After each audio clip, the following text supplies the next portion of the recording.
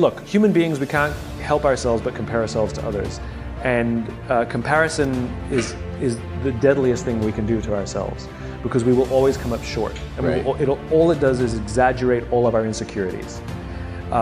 It's okay to enjoy other people's success, but you let them live their lives and you live your life. Oh, and by the way, they're curating their social media. That's not really. And so you're making decisions based on how you feel, based on their curated things. I know, I've talked to so many millennials. I know somebody who's out of work, really depressed, and yet she goes and does all these things so she has the appearance of this amazing, successful life. And so you now she may be making those decisions based on what her friends, who knows what sort of weird, twisted, exaggerated, circle of depression this is forming. So go back to the rules of the infinite game. Your friends are there to admire. Your friends are there to say, God, I'm so happy for them. What are they doing that I can learn from?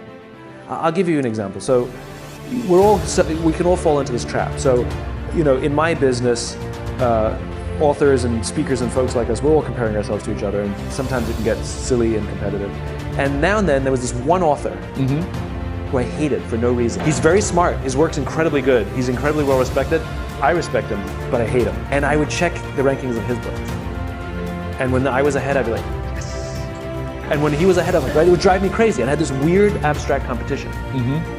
Same thing, right? Social media happened to be Amazon rankings. Right. And I would check in all the time. I'd always check in, mine, his, nobody else, just mine and his. Anyway, we were, I was at an event and we were interviewed together on the same stage. And the interviewer decided to let us introduce each other.